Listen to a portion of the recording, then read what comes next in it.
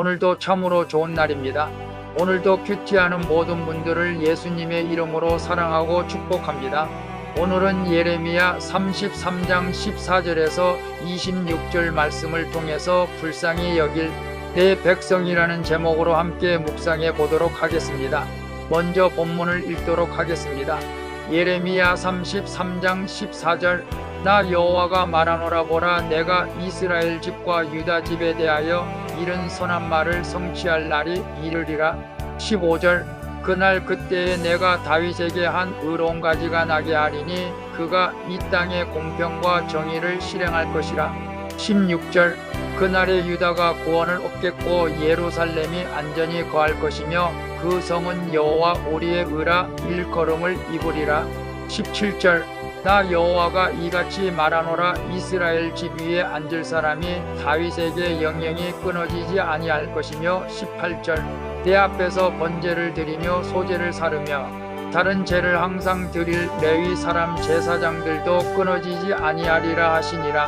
19절 여호와의 말씀이 예레미야에게 임하니라 가라사대. 20절 나 여호와가 이같이 말하노라 너희가 능히 낮에 대한 나의 약정과 밤에 대한 나의 약정을 파하여 주야로 그때를 잃게 할 수 있을진데. 21절 내 종 다윗에게 세운 나의 언약도 파하여 그로 그 위에 앉아 다스릴 아들이 없게 할 수 있겠으며 내가 나를 섬기는 레위인 제사장에게 세운 언약도 파할 수 있으리라. 22절 하늘의 만상은 셀 수 없으며 바다의 모래는 측량할 수 없나니 내가 그와 같이 내 종 다윗의 자손과 나를 섬기는 레위인을 번성케 하리라 하시니라. 23절 여호와의 말씀이 예레미야에게 임하니라 가라사대. 24절 이 백성이 말하기를 여호와께서 그 택하신 두 족속을 버리셨다 한 것을 내가 생각지 아니하느냐. 그들이 내 백성을 멸시하여 자기들 앞에서 나라로 인정치 아니하도다. 25절 나 여호와가 이같이 말하노라 나의 주야의 약정이 서지 아니할 수 있다든지 천지의 규례가 정한 대로 되지 아니할 수 있다 할진대. 26절 내가 야곱과 내 종 다윗의 자손을 버려서 다시는 다윗의 자손 중에서 아브라함과 이삭과 야곱의 자손을 다스릴 자를 택하지 아니하리라. 내가 그 포로된 자로 돌아오게 하고 그를 긍휼히 여기리라. 아멘. 본문 요약은 이렇습니다. 하나님은 다윗의 자손을 통해 이스라엘과 유다 집의 정의와 공의를 실현하실 것을 약속하십니다. 그리고 다윗 왕의 레위 제사장직에 관한 언약을 변함없이 지키실 것을 말씀하십니다.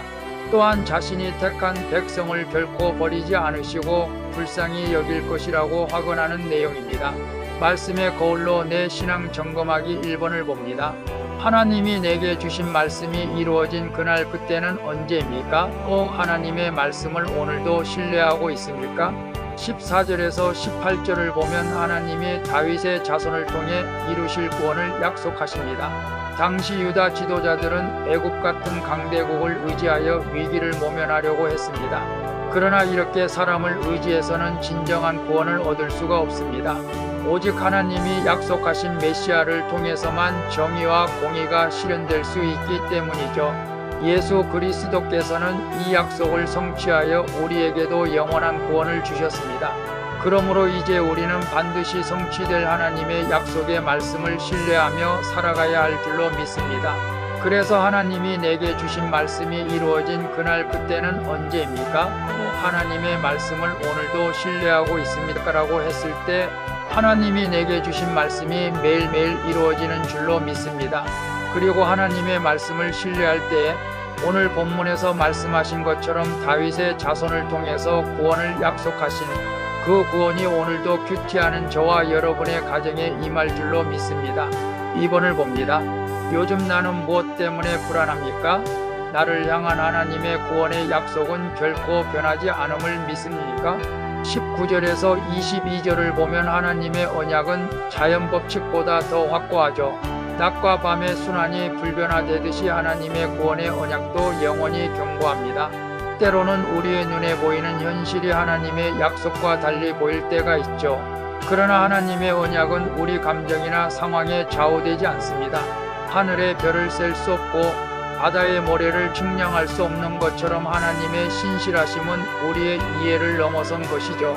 우리는 이 변함없는 언약을 붙잡고 어떤 상황에서도 소망을 잃지 말아야 할 줄로 믿습니다. 그래서 요즘 나는 무엇 때문에 불안합니까? 나를 향한 하나님의 구원의 약속은 결코 변하지 않음을 믿습니다라고 했을 때 오늘 여러분들 무엇 때문에 불안합니까? 건강 때문에, 자녀 때문에, 알 수 없는 미래 때문에 불안합니까? 그러나 하나님께서 구원의 약속은 결코 변하지 않음을 믿고 오늘도 담대히 어떤 환경 가운데 있더라도 담대히 믿음으로 나아가실 수 있기를 바랍니다. 3번을 봅니다. 내가 여전히 하나님보다 더 큰 상급으로 여기는 것은 무엇입니까? 23절에서 26절을 보면 하나님은 자기 백성을 결코 버리지 않으신다고 말씀하셨죠. 당시 이스라엘 백성은 하나님의 택하심을 의심하며 스스로 버림받는 자라고 여겼습니다. 그러나 천지를 창조하시고 운행하시는 하나님이 자기 백성을 향한 구원과 회복의 약속을 반드시 이루신다고 말씀했습니다. 비록 우리가 넘어지고 실패할지라도 하나님은 그런 우리를 불쌍히 여기시고 회복시키시는 것이죠. 그의 자비하심은 영원하며 그의 백성을 향한 사랑은 결코 변함이 없다는 사실을 우리는 알고 믿어야 합니다. 그래서 내가 여전히 하나님보다 더 큰 상급으로 여기는 것은 무엇입니까? 라고 했을 때 오늘 우리가 세상의 가치관으로 살아가면 세상에서 잘 되어지는 일들, 물질도 건강, 자녀, 그리고 남들보다 더 풍족하게 사는 것을 하나님의 상급보다 더 귀하게 여기지는 않는지 우리의 삶을 되돌아보면서 하나님의 상급인 구원이 최고의 가치라는 것을 깨닫고 오늘도 믿음으로 승리할 수 있기를 바랍니다. 기도하겠습니다. 주님, 오늘도 제게 주시는 선한 말씀을 잘 듣고 순종하여 말씀이 성취되는 하루를 보내게 해 주시옵소서. 그러나 여전히 구원의 언약을 신뢰하기보다 눈앞에 보이는 현상에 낙심하는 저를 용서해 주시옵소서. 이제는 말씀을 듣고 회개하며 하나님만을 저의 상급으로 여기며 살게 해 주시옵소서. 부족하지만 늘 함께 해주시는 예수 그리스도의 이름으로 기도합니다. 아멘. 오늘도 수고하셨습니다. 사랑합니다. 축복합니다. 샬롬.